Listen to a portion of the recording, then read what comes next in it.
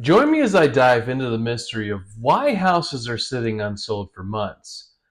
I'm going to uncover the reasons behind this crazy market trend. Hey guys, Tom Baker, your local realtor here in Clackamas County. And if you're new to my channel, go ahead and hit the subscribe button. If you're looking to buy, sell anywhere in the Portland metro area, all my contact information is below in the description, and you can call or text me anytime. Now, as we look closer at the current real estate market, there's one thing that's clear. There are more and more houses sitting unsold for months on end. This is a trend that's been growing over the past year, and it's got a lot of people scratching their heads. So what's going on? Is it a sign of a struggling market, or is there something more complex at play? The reality is that the market is always changing, and right now, we're in a bit of a strange place. Interest rates are high, but prices are still high as well, and that's putting a lot of pressure on buyers. At the same time, sellers are holding on to their properties, hoping to get the best price possible. So it's a standoff, leading to a whole lot of stagnation. So what does that mean for the average buyer or seller? It means that things are getting more complicated by the day.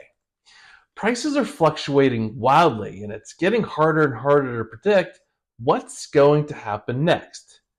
Now look, it's a wild ride, and it's leaving a lot of people feeling very anxious and uncertain. But we're not just going to sit here and wonder what's going on. We're going to dive in and figure it out.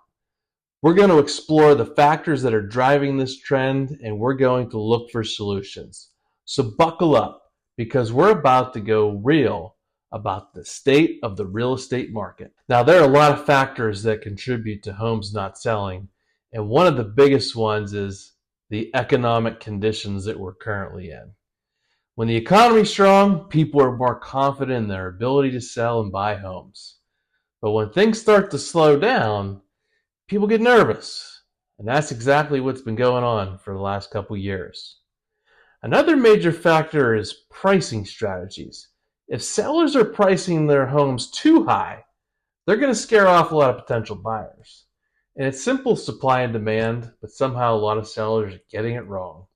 They're pricing their homes based on what they think they're worth, rather than what the market is actually willing to pay. And then there's buyers' behaviors. These days, buyers are more cautious than ever. They're doing their own research, and they're not willing to sell for anything less than perfect. That's great if you're a buyer, but it's making it tough for sellers to get their homes off the market. Let me give you an example. Let's say you have a house that's been on the market for, 6 months now. It's a beautiful property. You're the seller, and you're insisting on getting top dollar. You got it priced too high, and as a result, you're hardly getting any viewings or showings. It's a catch-22. You need to lower the price to attract more buyers because they're not willing to budge. I've seen this scenario play out time and time again. Sellers get stuck on a certain price and they refuse to move. The market is constantly changing, and if you're not willing to adjust, you're going to get left behind. Another issue is that a lot of sellers are relying on outdated marketing strategies. Let me say that again, outdated marketing strategies. They're listing their homes on the MLS, and they're willing to sit back waiting for the offers to roll in. But that's just not how it works anymore. Today's buyers are tech savvy, and they're looking for homes online. If you're not marketing your property digitally, you're missing out on a huge chunk of potential buyers. And let's not forget about the role of a great realtor. A great realtor can make all the difference in getting your home sold quickly. They know the market, they know the buyers, and they know how to price and stage a home to attract the right offers. But a bad agent can be a disaster. They might be pushing for a higher price than the market will bear, or they might be failing the market to be more properly effective. But what really takes the cake is when sellers start to get emotional about the sale of their home.